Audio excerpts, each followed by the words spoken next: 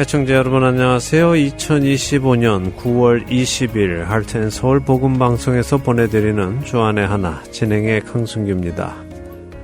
지난 한 주도 자신의 의의 옷을 벗어 우리의 부끄러움을 가려주신 예수님의 은혜에 감사하며 의롭게 살아가신 여러분 되셨기를 소망합니다. 안내 말씀드리며 오늘 방송 시작합니다. 저희 할텐서울 복음방송은 믿지 않는 자들에게는 복음을, 믿는 자들에게는 영적 성장을 돕기 위해 예수 그리스도의 생명의 말씀, 하나님의 진리의 말씀을 여러 방법으로 전하고 있습니다. 그리고 CD는 여전히 복음을 전하는 좋은 방법 중에 하나입니다. 여러분들의 동역으로 생명이 살아나고 또 주 안에서 세워져 가는 귀한 일이 일어나고 있습니다. 이 귀한 사역에 동참하실 분들을 찾고 있습니다.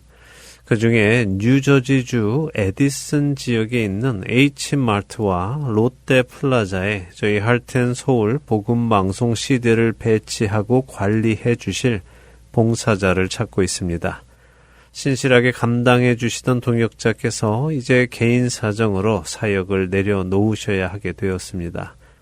방송을 들으시는 분들 중 뉴저지주 에디슨 지역에 있는 H마트와 롯데 플라자에 저희 할텐 서울 복음방송 CD를 배치하고 관리해 주실 분이 계시면 전화번호 602-866-8999로 연락 주시기를 부탁드립니다. 한 명의 영혼이라도 구원에 이르게 되기를 간절히 기도하는 여러분의 동역을 기다리겠습니다. 첫 찬양 함께 하신 후에 말씀 나누겠습니다.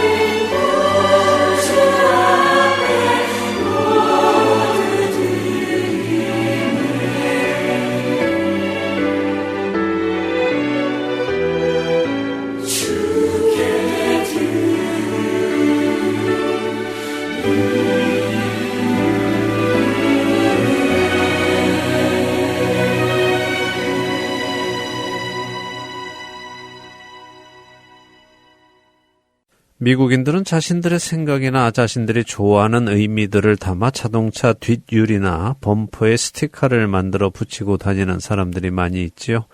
재미있는 스티커들도 많지만 또 별로 보기 좋지 않은 스티커들도 있습니다. 그런데 종종 크리스천들이 자신들의 믿음을 담아 만든 스티커들도 보이게 됩니다. Jesus loves you. 예수님이 당신을 사랑하십니다. Jesus is the king. 예수님이 왕이십니다. Don't follow me, follow Jesus. 나를 따라오지 말고 예수님을 따라가세요와 같은 스티커들을 본 적이 있습니다. 근데 저의 고개를 갸우뚱하게 만드는 스티커도 있었습니다. 그것은 바로 God is my co-pilot. 그러니까 하나님은 나의 부조종사이십니다라는 스티커였지요. 물론 co-pilot이라는 말이 동반자나 또 함께 가는 자 하는 의미를 가진 말이니 본인은 나름대로 하나님과 함께 이 세상을 살아간다 하는 의미로 만든 스티커였겠지만요.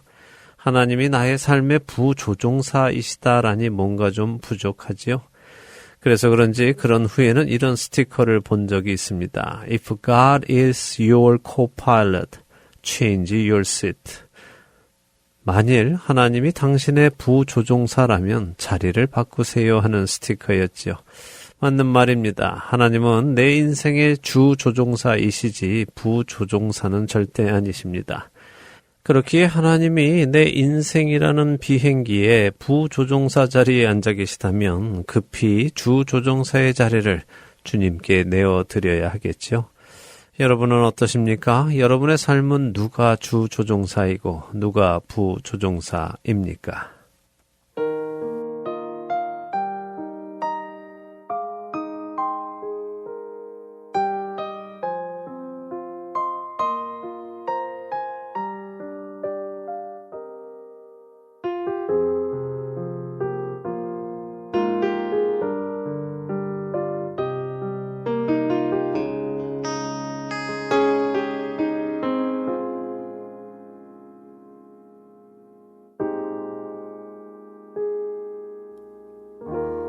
때론 힘들었지만 나의 정한 이 길을 후회하지 않아요.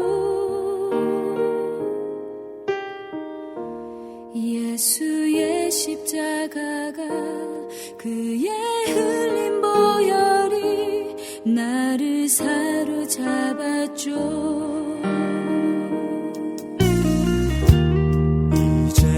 살아온 삶 단 한 발자국도 혼자가 아니었죠. 단 1분 1초도 나를 향한 눈동자 쉬지 않으셨죠.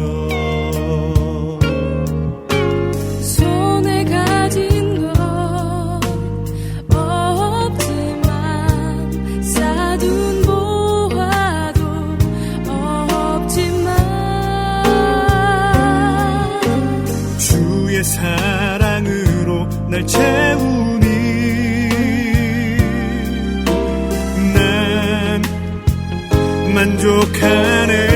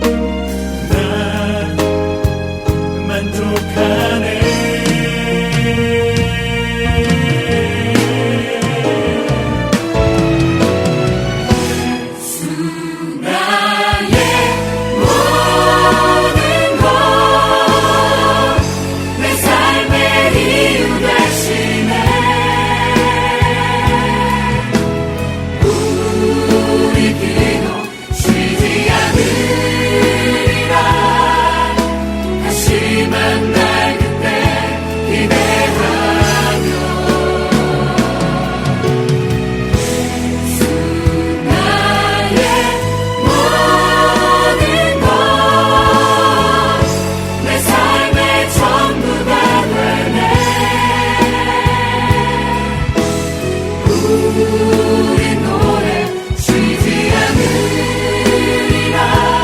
주 다시 온 그날을 기대하며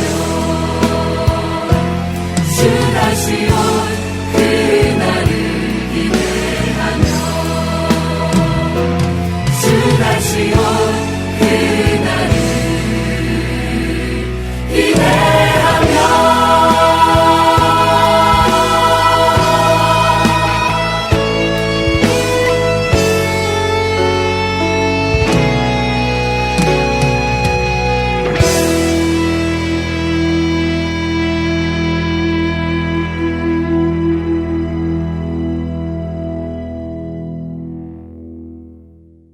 최근 몇몇 그룹의 성도들과 대화를 나누는 기회가 있었습니다. 신앙의 고민을 자연스레 나누게 되었고 기도의 제목도 나누게 되었는데요.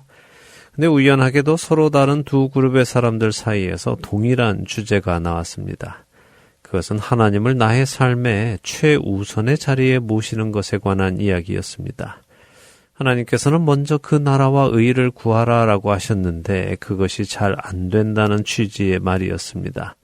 말씀을 읽고 기도를 하고 하나님과 교제하는 시간이 필요한 것을 알지만 살다 보니 급한 일에 먼저 시선과 마음이 빼앗기고 당장 눈앞의 일들을 처리하다 보면 하나님과의 시간을 따로 갖지 못하는 것이 마음의 부담이라는 이야기들을 몇몇 분이 하셨습니다. 그러면서 기도도 부탁을 하셨죠. 사실 많은 분들이 그런 말씀을 하십니다. 하나님이 1순위, 가족이 2순위, 교회가 3순위, 일이 4순위, 이런 식으로 삶의 우선순위를 자신의 기준으로 나누며 하나님을 자신의 삶의 1순위에 모시려 한다는 분들이 적지 않으십니다. 여러분은 어떠십니까? 여러분도 그렇게 삶의 중요한 순위를 정하시는 편이십니까? 근데 저는 이렇게 삶에서 중요한 순위를 정하는 것이 왠지 뭔가 불편합니다. 물론 일이 더 중요한가 아니면 가정이 더 중요한가, 교회가 더 중요한가, 가정이 더 중요한가 하는 것들은 어쩌면 각자 생각을 해보고 고민을 하며 순서를 정할 수도 있을 것 같습니다. 하지만 하나님을 나의 인생의 어떤 자리에 모시는 순서를 정한다는 것은 왠지 이상합니다. 아무리 하나님을 내 인생의 가장 중요한 자리에 모신다 하더라도, 하나님을 내 인생의 가장 최우선의 자리에 모신다 하더라도 여전히 그것은 뭔가 이상합니다. 왜 그럴 것이라고 생각하십니까? 혹시 여러분 중에 하나님을 나의 인생의 가장 중요한 자리, 가장 중대한 일로 생각하겠다는 이 표현이 이상하다고 느끼는 분은 안 계십니까?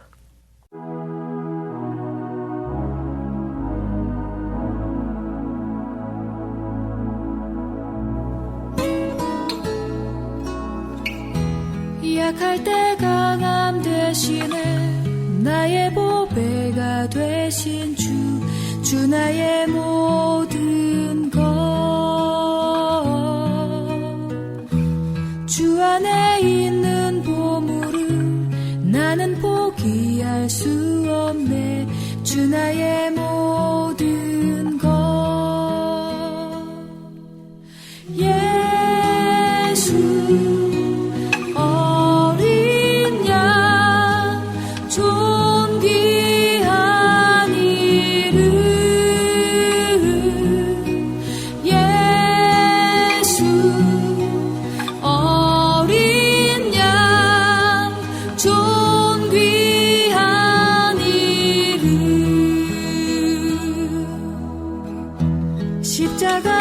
죄사하셨네. 주님의 이름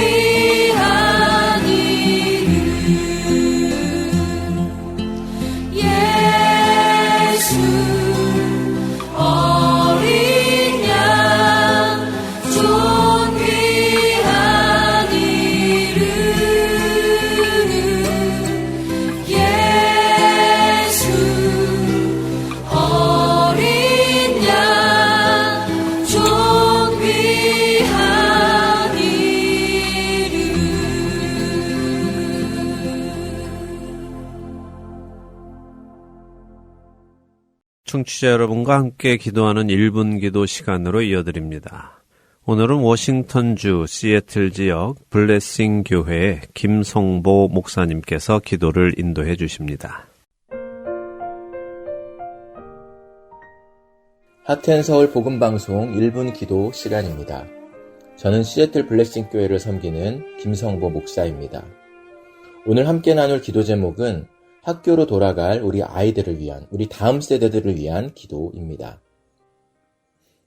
제가 살고 있는 시애틀 지역의 몇몇 교회들이 연합해서 여름방학을 마치고 개학하기 전에 학교를 청소하고 아이들이 공부할 교실들을 셋업하고 가드닝을 하면서 섬기는 일들을 매년 8월에 진행하고 있습니다. 예전에 저도 거기 참여한 적이 있었는데요.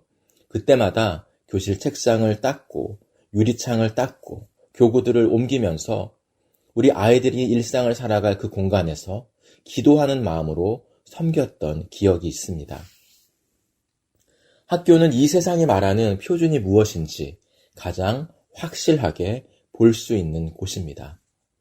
그래서 어찌 보면 우리 아이들이, 우리 다음 세대들이 영적인 싸움의 가장 최전선에 서 있다고 보아도 틀린 말이 아닐 것 같습니다.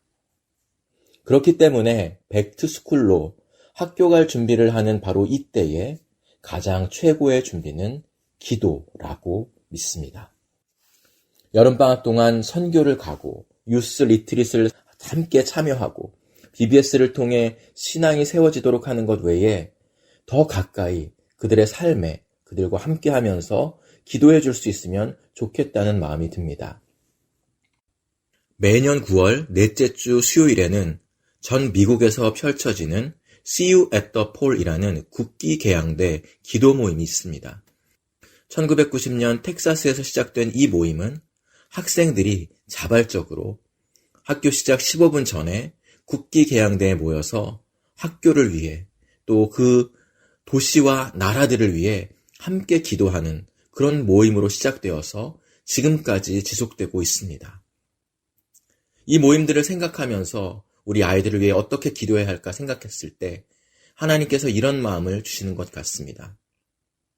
우리 아이들을 라이드할 때 학교에 들어가기 직전 바로 그 시간, 바로 그 차 안이 아이들과 함께하는 기도의 자리가 되었으면 좋겠습니다. 오늘 이 시간 짧게라도 우리의 온 마음을 다해서 이 미국에 있는 모든 학교들과 선생님들, 그리고 영적 싸움의 최전선에 있는 우리 다음 세대들을 위해서 기도하기 원합니다. 우리 아이들이 영적으로 견고히 설 수 있도록 우리 다 함께 기도합시다.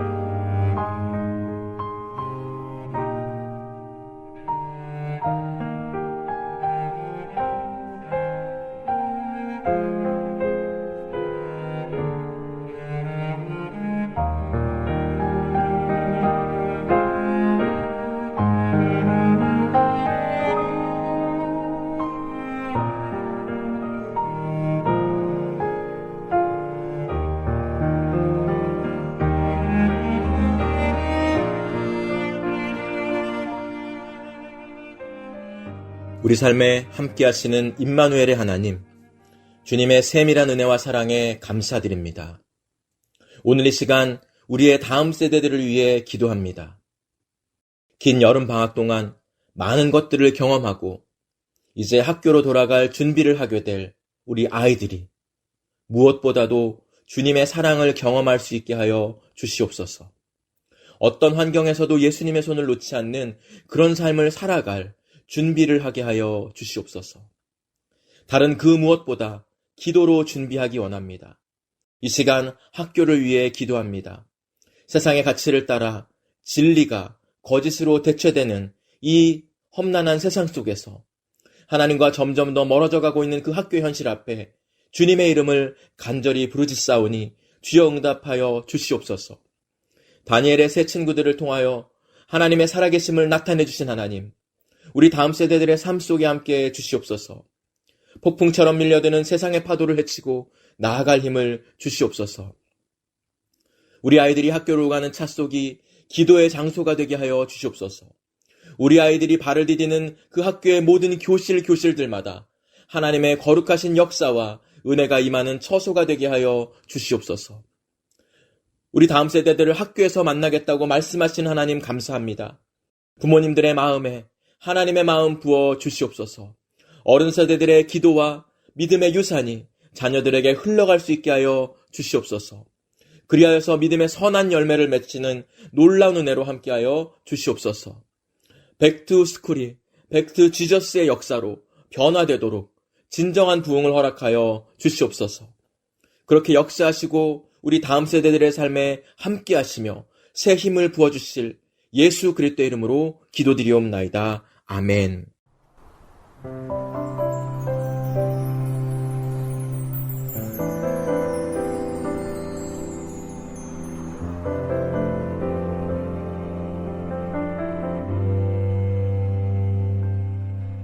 나의 사랑, 너는 어여쁘고 참 귀하다. 어느 보석보다 귀하다. 내가 사랑스럽지 않을 때 너를 온전히 사랑하고 너와 함께하려 내가 왔노라.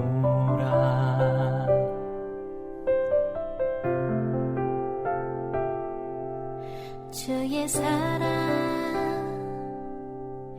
이 사랑 결코 변치 않아. 모든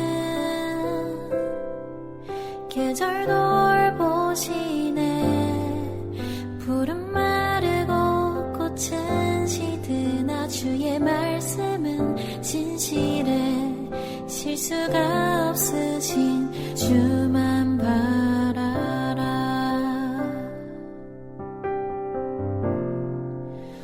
주님의 나라와 뜻이 나의 삶 속에 임하시며 주님 알기를 주만 보기를 소망해.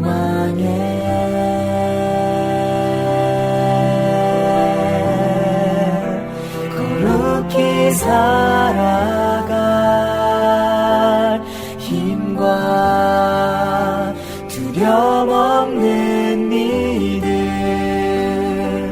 주실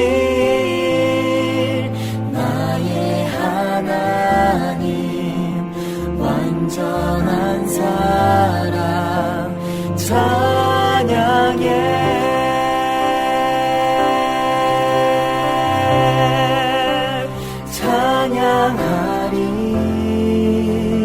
만군의 주 영원히 함께 하시네. 존귀하신 사랑의 왕 영원히 통치하시네. 찬양하리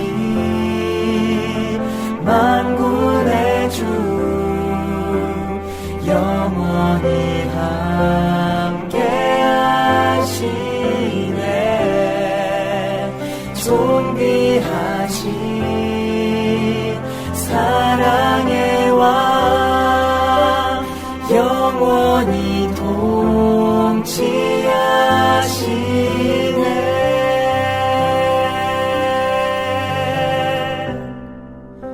주님의 나라와 뜻이 나의 삶 속에 임하시며 주님 알기를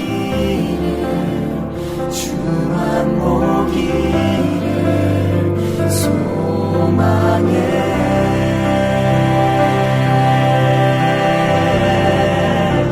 거룩히 살아갈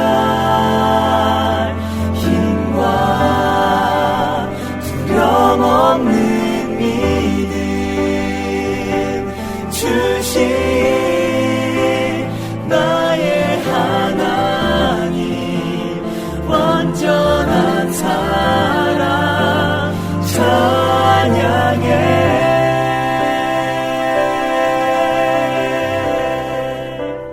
나의 하나님 완전한 사랑 찬양해.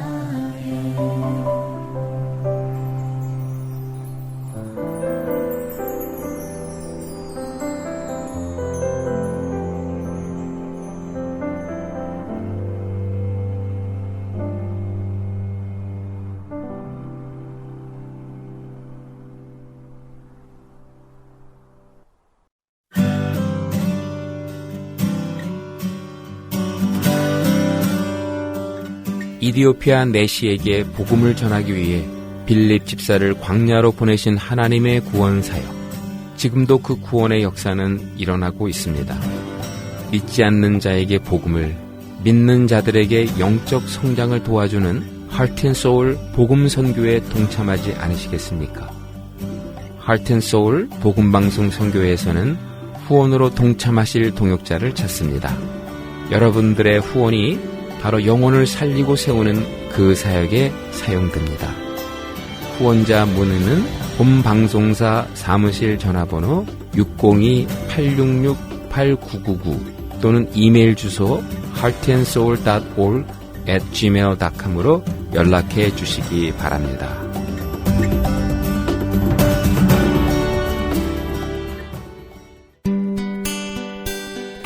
기쁜 소식 사랑으로 땅끝까지 전하는 아랜소.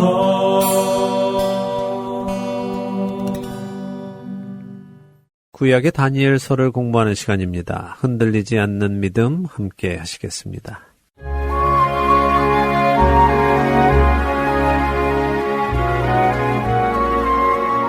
애청자 여러분 안녕하세요. 구약의 다니엘서를 공부하는 시간입니다. 흔들리지 않는 믿음 진행의 김희옥입니다. 네, 여러분 안녕하세요. 강순규입니다. 지난 시간에 다니엘서 11장을 다 읽었습니다. 네. 이제 12장을 남겨뒀는데요. 11장 후반의 이야기와 12장 말씀을 함께 설명해 주신다고 하셨어요. 네, 그랬습니다. 이제 다니엘서 마지막 장에 왔습니다. 10장부터 다니엘이 보았던 마지막 환상, 그 환상의 마무리 장면인데요. 바사 왕국 초기의 네 왕과 그 후에 생겨나는 헬라 제국의 형성과 분열, 그리고 그 헬라의 분열 후에 나타난 안티오쿠스 에피파네스라는 사람과 관련된 예언들이 10장과 11장에 기록되어 있었죠. 그리고 지난 시간에 읽은 11장 끝부분부터 오늘 읽을 12장의 내용은 이제 인류 역사의 마지막에 있을 대환난과 죽은 자들의 부활, 그리고 세상을 향한 심판의 내용이 담겨 있습니다. 그런가요? 이미 구약 성경에도 마지막 날에 대한 심판의 내용이 기록돼 있군요. 네. 저는 신약의 요한계시록에만 기록이 있는 줄 알았는데 아니었군요. 네, 사실 성경 처음부터 계속적인 마지막 날에 있을 심판에 대해 경고하고 계시지요. 우리를 향한 하나님의 뜻은 그 심판에서 구원받는 것입니다. 그렇게 하나님은 계속해서 그 심판의 날에 대해 경고하고 계시는 것이고요. 자, 다니엘서의 마지막 장 과연 어떤 내용이 담겨 있을까요? 12장 1절에서 4절 먼저 읽어보겠습니다. 네, 다니엘서 12장 1절에서 4절 한 절씩 읽어보겠습니다. 그때 내 민족을 호위하는 큰 군주 미가엘이 일어날 것이요 또 환난이 있으리니 이는 개국 이래로 그때까지 없던 환난일 것이며 그때 내 백성 중 책에 기록된 모든 자가 구원을 받을 것이라. 땅의 티끌 가운데에서 자는 자 중에서 많은 사람이 깨어나 영생을 받는 자도 있겠고 수치를 당하여서 영원히 부끄러움을 당할 자도 있을 것이며 지혜 있는 자는 궁창의 빛과 같이 빛날 것이요 많은 사람을 옳은 대로 돌아오게 한 자는 별과 같이 영원토록 빛나리라. 다니엘아, 마지막 때까지 이 말을 간수하고 이 글을 봉함하라. 많은 사람이 빨리 왕래하며 지식이 더하리라. 그때라고 시작하십니다. 그때는 에피파네스의 때가 아니라 마지막 때입니다. 제가 11장 마지막 부분은 에피파네스와 마지막 때의 적 그리스도가 혼용된 모습이라고 말씀을 드렸죠. 어떤 부분은 에피파네스와 닮아있지만 어떤 부분은 아니라고 말씀드렸습니다. 네, 구약 성경이 오실 예수님을 여러 사람들 속에서 예표로 보여주신 것처럼 적그리스도의 모습도 여러 악한 사람들의 모습에서 보여주신다고 하셨어요. 네, 그렇습니다. 11장 마지막 부분은 마지막 때의 적그리스도를 보여줍니다. 바로 그때에 내 민족을 호위하는 큰 군주 미가엘이 일어날 것이다 라고 하시죠. 내 민족은 당연히 다니엘의 이스라엘 민족이겠지요. 그 이스라엘을 미가엘이라는 천사가 호위한다는 것인가요? 네. 보호한다는 말씀이죠? 그렇습니다. 이렇게 큰 군주 미가엘이 일어날 때에 환난이 있는데 그 환난은 개국 이래로 없었던 큰 환난일 것이다 라고 하시죠. 결국 이스라엘에게 일어날 그 환난이 너무 커서 그때는 큰 군주 미가엘이 나서서 싸워주어야 한다는 것입니다. 자, 그런데 중요한 것은 그 엄청난 환난이 온다 하더라도 책에 기록된 모든 자는 구원을 받을 것이라는 사실입니다. 이 책이 무슨 책이겠습니까? 생명책인가요? 맞습니다. 요한계시록 13장에 기록된 죽임을 당한 어린 양의 생명책이지요. 자, 2절의 말씀을 한번 보죠. 무엇을 말씀하고 계십니까? 죽은 자의 부활을 말씀하고 계십니다. 2절의 말씀이 부활의 말씀이라고요? 네, 땅의 티끌 가운데서 자는 자라는 표현이 나오죠. 하나님께서는 범죄한 아담에게 창세기 3장 19절에서 너는 흙이니 흙으로 돌아갈 것이니라 라고 하셨습니다. 그래서 모든 죽은 사람은 이렇게 흙으로 티끌로 돌아가는 것입니다. 그리고 그 모든 죽은 자들이 다시 부활하는 날이 오는데 어떤 사람들은 부활해서 영생을 얻을 것이고요. 어떤 사람들은 수치를 당하여 영원히 부끄러움을 당할 자도 있다라고 하시죠. 많은 성도들이 이 사실을 깜빡하시는데요. 부활은 성도에게만 있는 것이 아니라 모든 죽은 자들에게 있다는 것입니다. 성도이든 성도가 아니든 구원받은 자이든 구원받지 못한 자이든 모두가 다 부활의 몸을 입는다는 것이군요. 네, 그렇습니다. 자, 그런데 한국어나 영어로 이 부분을 보면요. 마치 두 종류의 부활, 다시 말해서 영원한 생명을 얻는 부활과 영원한 부끄러움을 당하는 부활이 동시에 일어나는 것처럼 보입니다. 하지만 히브리 원어로 보면 이렇게 번역할 수 있습니다. 땅의 흙 속에서 잠자던 많은 사람들이 깨어날 것이니 이들은 영원한 생명을 얻기 위함이며 그러나 다른 이들, 즉 이 시점에서 깨어나지 않는 나머지 잠자는 자들은 수치와 영원한 멸시를 받게 될 것이다 라고요. 그 둘의 시간차가 있다는 것을 말씀하시는 것이군요. 네. 그러니까 성도들이 먼저 부활하고 구원받지 못한 자들은 어느 정도 후에 부활한다고요? 맞습니다. 3절에는 먼저 영생을 얻는 자들 중에 상을 받는 자들에 대한 설명이 나옵니다. 영생을 받는 자들은 지혜 있는 자들이다 라고 하시죠. 또 히브리 성경의 맥락에서 지혜로운 자와 어리석은 자는 종종 그들의 영적 상태로 구분이 됩니다. 구원받는 자들은 지혜로운 자이고 구원받지 못하는 자들은 어리석은 자들이라는 것이군요. 그렇죠. 예수님께서도 마태복음 7장에서 예수님의 말씀을 듣고 행하는 자는 지혜로운 자다라고 하시고 행하지 않는 자는 어리석은 자라고 하시죠. 오늘 시작에도 우리가 잠시 나누었지만 하나님은 성경 시작에서부터 끝까지 다가올 심판에 대해 경고하고 계십니다. 그렇게 지혜로운 자들은 그 말씀을 생각해 보고 그 말씀을 따르기로 결정하는 사람입니다. 그래서 구원에 이르는 사람이죠. 반면 어리석은 자들은 그 말씀을 듣고도 비웃고 조롱하고 반응하지 않는 자들입니다. 그래서 결국 영원한 사망에 이르게 되는 것이고요. 우리 모두 지혜 있는 자가 되기 원합니다. 아멘. 예, 그렇게 지혜 있는 자들은 궁창의 빛같이 영원히 빛날 것이다 라고 하십니다. 자, 한 가지 흥미로운 것은요, 다니엘에게 이 예언의 말씀을 주는 이 천사가 다니엘에게 이 말을 전하고는 마지막 때까지 이 말을 간수하고 봉하라 라고 하는 것입니다. 다시 말해 1절의 개국 이래로 그때까지 없던 환난이 있을 것이다 라고 암시만 해주고요. 어떤 환난이 일어날지는 구체적으로 말씀을 하지는 않는다는 것입니다. 또한 2절에도 영생의 부활과 수치를 당하는 부활 두 사이에 시간적인 차이가 있지만 그 기간이 얼마인지는 말씀하시지 않지요. 또 3절에 영생의 부활에 참여하는 자들도 단지 그들이 지혜 있다고만 암시하고 계시지 그들이 구체적으로 어떤 지혜를 어떤 삶을 사는지 알려주지 않으십니다. 천사는 그 자세한 내용은 책에 적어서 마지막 때까지 봉인하라라고 하십니다. 자, 그 마지막 때는 언제일까요? 요즘이 아닐까요? 네, 요즘이요. 왜 그렇다고 생각하시죠? 사람이 빨리 왕래하며 지식이 더한다고 하시니까요. 네. 요즘처럼 사람들이 뭐 비행기 타고 다니고 자동차 타고 빨리 왕래하는 때이고 인터넷을 통한 엄청난 지식의 바다가 넘치니까 요즘 같은데요. 예, 그렇게 느껴지죠? 예, 맞습니다. 좋은 추측입니다. 하지만 이것은요, 개역 개정 성경이 잘못된 번역으로 우리를 오해하게 만든 것입니다. 사실 원어 성경에는 이 빨리라는 단어는 없습니다. 네, 빨리라는 말이 없다고요? 네. 그럼 그냥 많은 사람이 왕래하며 지식이 더하리라라는 말씀인가요? 그렇습니다. 자, 이 4절의 말씀을 원어를 기반으로 제가 설명을 해드리면요. 사람들이 마지막 때에 대한 지식, 그러니까 지금 천사가 봉하라고 한 글, 다시 말해 마지막 때에 관한 지식을 얻기 위해서 여기저기 헤매 다니는 때가 올 것이다 라는 말씀입니다. 그래서 새 번역은 참 잘 번역을 했는데요. 이 구절을 새 번역으로 제가 읽어드리겠습니다.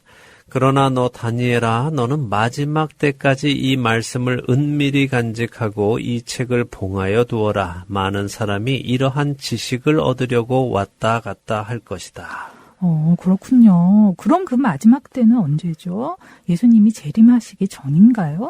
아닙니다. 마지막 때라는 것을 우리는 성경적으로 보아야 하는데요. 성경은 예수님의 재림이 아니라 초림, 곧 2000년 전에 예수님이 오셨을 때를 말세, 곧 마지막 때의 시작이라고 말씀하십니다. 예수님이 오신 것이 말세라고요? 네, 히브리서 1장 1절과 2절을 한번 읽어주시죠. 네, 히브리서 1장 1절과 2절입니다. 옛적의 선지자들을 통하여 여러 부분과 여러 모양으로 우리 조상들에게 말씀하신 하나님이 이 모든 날 마지막에는 아들을 통하여 우리에게 말씀하셨으니 이 아들을 만유의 상속자로 세우시고 또 그로 말미암아 모든 세계를 지으셨느니라. 네. 예수님이 오신 때를 모든 날 마지막이라고 하시네요. 그렇습니다. 이 외에도요, 성경은 많은 곳에서 예수님이 오신 때를 말세의 시작 혹은 마지막 날의 시작이라고 하십니다. 왜 그런가 하면요, 하나님께서 예수님을 보내셨다는 것은요, 다른 말로 하면 하나님께서 이 세상을 심판하시기 시작하셨다는 말씀이기도 하기 때문입니다. 자, 첫 번 세상을 하나님께서 홍수로 심판하실 때에도 하나님께서 그들에게 120년이라는 시간을 정해 주십니다. 120년 후에 홍수의 심판을 하시겠다고 하시죠. 그리고 동시에 노아라는 한 사람을 택하시고 그에게 방주를 만들게 하셔서 그 심판에서 구원을 준비하셨습니다. 마찬가지로 하나님께서 예수님을 보내셨다는 것은 두 번째 세상을 향한 심판을 결정하신 것이며 그 두 번째 심판에서 구원받을 방주를 준비하셨다는 말씀이고요. 그렇군요. 그렇다면 다니엘에게 봉하라고 한 이 글은 예수님이 오셨을 때 다시 열려서 볼 수 있게 되는 것이군요. 그렇죠. 하나님께서는 다니엘에게 주시면서 봉하라고 하신 그 마지막 때에 관한 말씀을 약 400여 년이 지난 후에 예수님이 오신 이후에 요한 사도에게 보여주신 것입니다. 그럼 요한계시록의 내용이 바로 이 봉한 글이라는 말씀이신가요? 네. 요한계시록 5장에 보면요. 보좌에 앉으신 분의 오른손에 두루마리가 있고 그 안팎으로 7인이 봉해져 있다고 하시죠. 그런데 그 두루마리를 펴거나 보거나 할 자가 없어서 요한이 크게 울었다고 했습니다. 마지막 날에 관한 그 말씀을 알고 싶은데 열어서 볼 수가 없으니 그랬죠. 자, 그때 어떤 일이 일어납니까? 어린 양이신 예수님이 나오셔서 그 두루마리를 취하시고는 봉한 두루마리를 떼고 그 안에 있는 내용들이 나타나기 시작했죠. 네. 이제 그 봉한 두루마리가 무엇인지 이해가 됩니다. 그것이 바로 다니엘이 적어놨던 그 두루마리였군요. 네.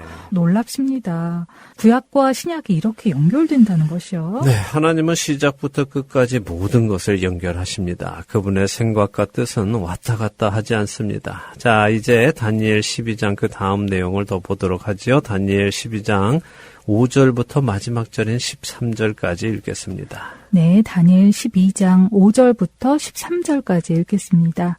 나 다니엘이 본즉 다른 두 사람이 있어 하나는 강 이쪽 언덕에 섰고 하나는 강 저쪽 언덕에 섰더니 그 중에 하나가 세마포 옷을 입은 자 곧 강물 위쪽에 있는 자에게 이르되 이 놀라운 일의 끝이 어느 때까지냐 하더라. 내가 들은즉 그 세마포 옷을 입고 강물 위쪽에 있는 자가 자기의 좌우 손을 들어 하늘을 향하여 영원히 살아계시는 이를 가리켜 맹세하여 이르되 반드시 한때 두때 반때를 지나서 성도의 권세가 다 깨지기까지이니 그렇게 되면 이 모든 일이 다 끝나리라 하더라. 내가 듣고도 깨닫지 못한지라 내가 이르되 내 주여 이 모든 일의 결국이 어떠하겠나이까 하니 그가 이르되 다니엘아 갈지어다 이 말은 마지막 때까지 간수하고 봉함할 것임이니라. 많은 사람이 연단을 받아 스스로 정결하게 하며 희게 할 것이나 악한 사람은 악을 행하리니 악한 자는 아무것도 깨닫지 못하되 오직 지혜 있는 자는 깨달으리라.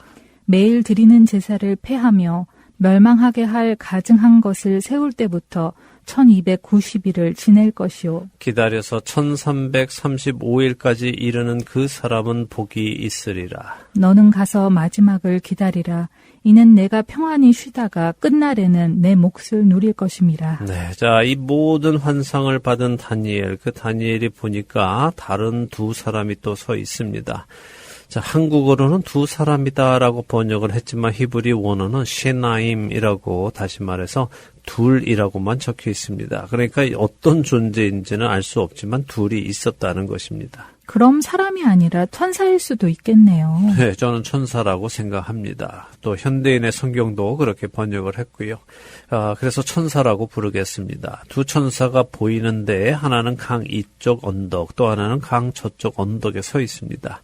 그리고 그 강은 우리가 10장에서 보았던 그 강, hitdekel 강, 요즘 말로 티그리스 강입니다. 자, 지금 이 장면에는 다니엘 말고 세 존재가 있죠. 강 양옆에 한쪽씩에 서 있는 존재와 강 위쪽에도 있는 존재가 있습니다. 자, 강 위쪽에 있는 존재는 어떤 존재입니까? 세마포 옷을 입은 자, 그러니까 앞에 10장에서 우리가 본 예수님 아니신가요? 예, 그때 우리는 이 세마포 입은 자를 예수님으로 보기로 했죠. 요한계시록에 나타나실 예수님을 다니엘이 미리 본 것입니다.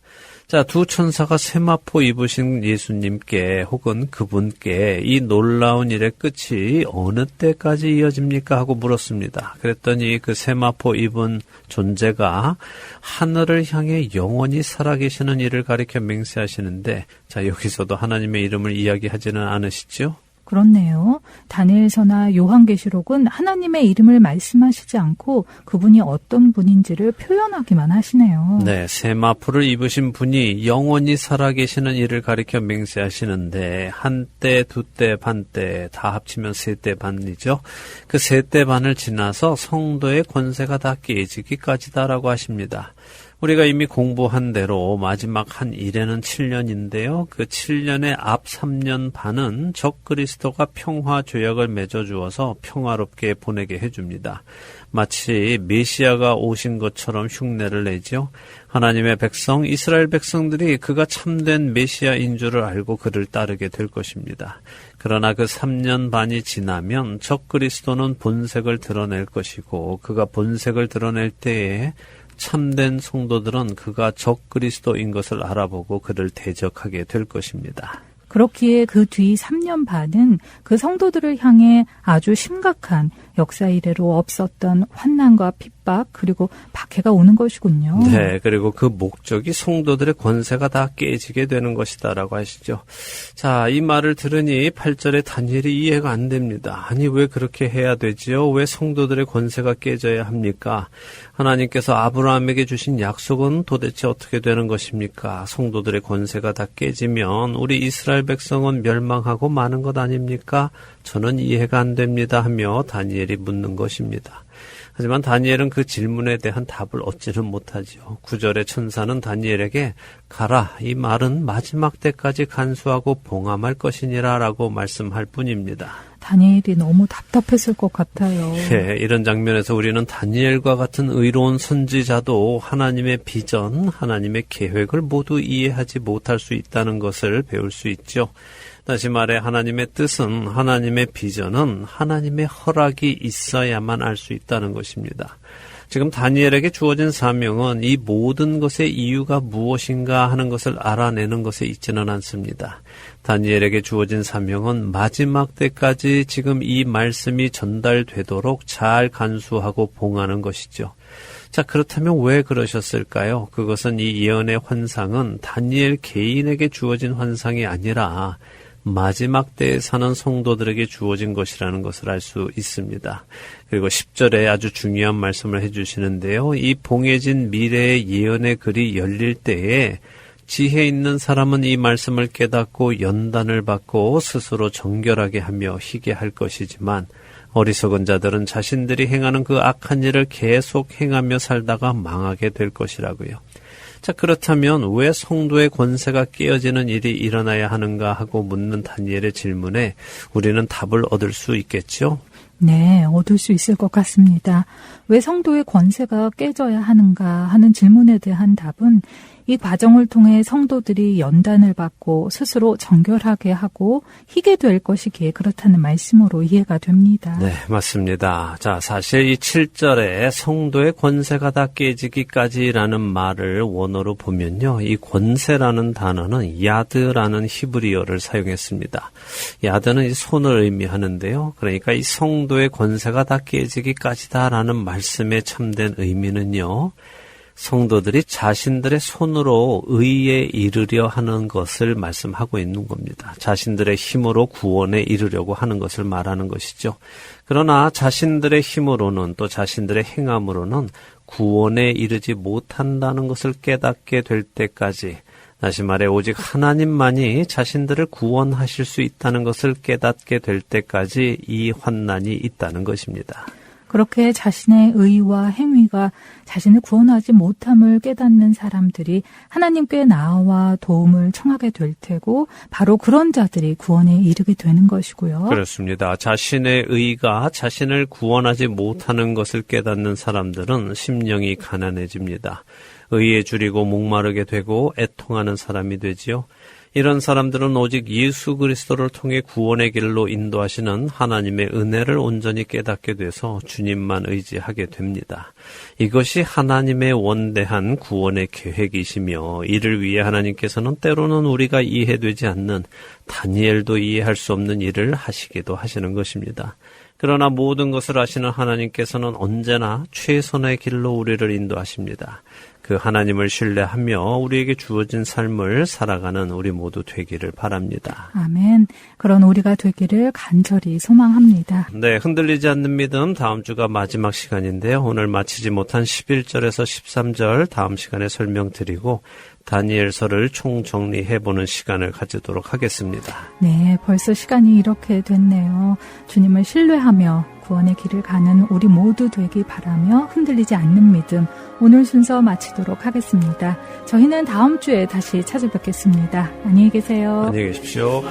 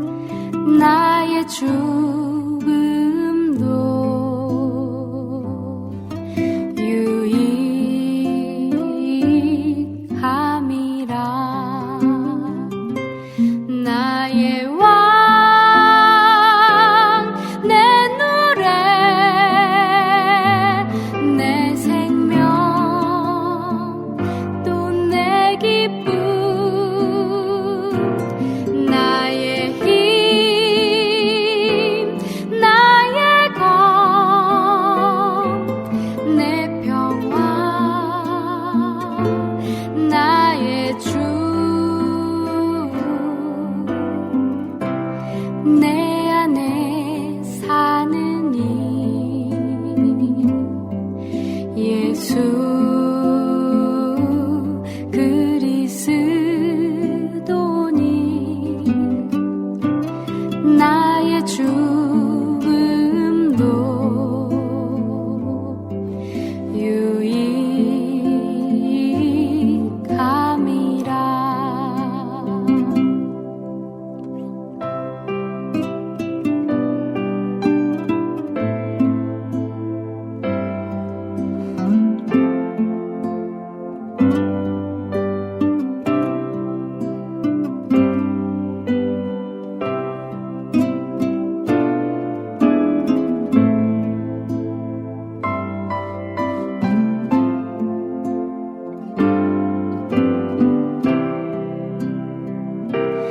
나의 왕, 내 노래, 내 생명, 또 내 기쁨, 나의 힘, 나의 검, 내 평화, 나의 주, 내 안에 사느니 예수 그리스도니 나의 죽음도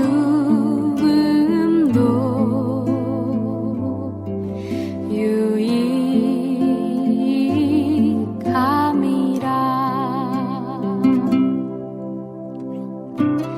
나의 죽음도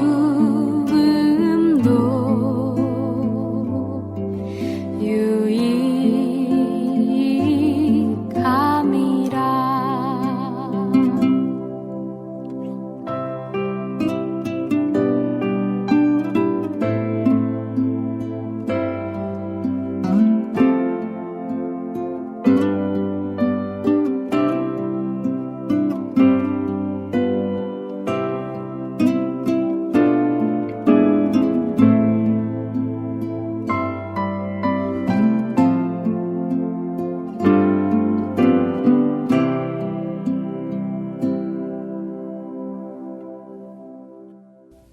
하나님을 나의 삶의 어떤 위치에 모신다는 표현, 저는 그것이 하나님께서 우리에게 원하시는 모습은 아닐 것이라고 생각합니다.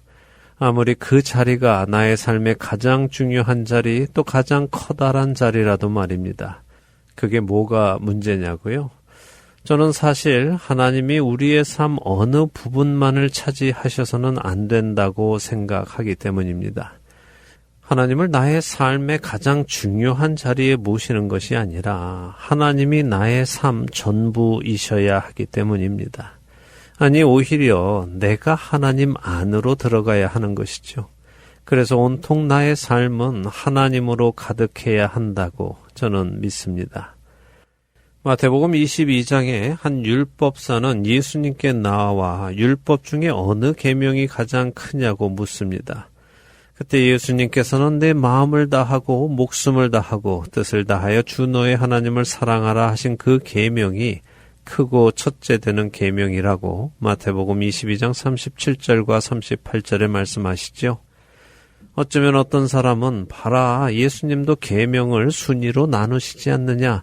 크고 첫째 되는 계명은 하나님을 사랑하는 것이고 둘째는 이웃을 사랑하라 하신 것이다 라고 말할지도 모르겠습니다. 하지만 예수님은 마태복음 22장 39절에 이렇게 말씀하십니다. 둘째도 그와 같으니 내 이웃을 내 자신같이 사랑하라 하셨으니, 이 말씀에서 둘째도 그와 같으니라는 말씀은 첫째 계명과 둘째 계명이 서로 연관되어 있음을 말씀하시는 것입니다. 다시 말해 이웃 사랑과 하나님 사랑이 본질적으로 같은 사랑이고 그 무게에 있어서 같다는 말씀입니다. 그래서 요한일서 4장 20절에서 21절은 이렇게 말씀하시지요. 누구든지 하나님을 사랑하노라 하고 그 형제를 미워하면 이는 거짓말하는 자니 보는 바 그 형제를 사랑하지 아니하는 자는 보지 못하는 바 하나님을 사랑할 수 없느니라. 우리가 이 계명을 주께 받았나니 하나님을 사랑하는 자는 또한 그 형제를 사랑할지니라. 이웃을 사랑하는 것이 곧 하나님을 사랑하는 것이며 하나님을 사랑하는 것이 곧 이웃 사랑인 것을 성경은 말씀하십니다. 그렇기에 예수님께서는 요한복음 13장 34절에서 새 계명을 너희에게 주노니 서로 사랑하라. 내가 너희를 사랑한 것 같이 너희도 서로 사랑하라 라고 말씀하시지요. 가장 크고 첫째 되는 계명이 하나님을 마음을 다하고 뜻을 다하고 힘을 다해 사랑하는 것이라고 하셨던 예수님께서 제자들을 떠나시며 새로운 계명을 하나 주시는데 그 새 계명에는 하나님을 사랑하라 하는 계명은 사라집니다. 왜 그렇습니까? 이제 더 이상 하나님을 사랑하지 않아도 되기 때문인가요? 그렇지 않지요. 하나님을 사랑하는 사람은 하나님의 형상으로 지음받은 이웃을 사랑하게 되어 있기 때문에 이웃을 사랑하는 사람은 곧 하나님을 사랑하고 있음을 증명하는 것이기 때문입니다. 그래서 예수님은 너희가 나를 사랑하면 내 계명을 지킬 것이다 라고 하셨죠. 주님을 사랑하는 것과 이웃을 사랑하는 것에는 순위가 있는 것이 아닙니다. 사랑하는 할텐 서울 복음방송 애청자 여러분, 하나님을 여러분의 삶 속에 어떤 순위에 두시지 마시기 바랍니다. 하나님은 우리 삶의 어떤 일부가 되실 수 없습니다. 그분은 모든 것이기 때문입니다. 그분은 처음이시고 마지막이십니다. 우리가 그분 안에 있기 때문에 우리는 그분을 우리 삶 어느 한 부분에 국한시켜 드릴 수가 없는 것입니다. 바로 이런 이유로 저는 11조도 좋아하지 않습니다. 마치 열의 하나를 하나님께 드리고 나면 자신은 할 바를 다 했다고 생각하며 열의 9은 자신이 원하는 데에 사용하는 것은 참된 그리스도인의 모습이 아니기 때문입니다. 우리는 열의 열을 다 주님을 위해 사용해야만 합니다. 그리스도인은 행하는 모든 일이 주님을 위한 일이어야만 하기 때문입니다. 그것이 마음을 다하고 뜻을 다하고 힘을 다해 주님을 사랑한다는 말씀의 의미입니다. 그래서 사도 바울은 우리에게 너희가 먹든지 마시든지 무엇을 하든지 다 하나님의 영광을 위하여 하라라고 하시는 것이죠. 하나님을 여러분 삶의 최우선의 자리에 모시려고 하지 마시기 바랍니다. 그분이 여러분의 삶의 최우선의 자리에 계시다는 것은 다른 자리에는 안 계시다는 말이 되기 때문입니다. 하나님을 나의 삶의 최우선의 자리에 모시는 것이 아니라 그분 안에 내가 들어가 그분이 나의 모든 것이 되시고 나의 삶의 모든 자리에 그분이 항상 계시는 참된 사랑의 관계로 들어가시는 저와 애청자 여러분이 되시기를 소망하며 오늘 주안의 하나 여기에서 마치도록 하겠습니다. 함께해 주신 여러분들께 감사드리고요. 저는 다음 주 이 시간 다시 찾아뵙겠습니다. 지금까지 구성과 진행의 강순기였습니다. 애청자 여러분 안녕히 계십시오.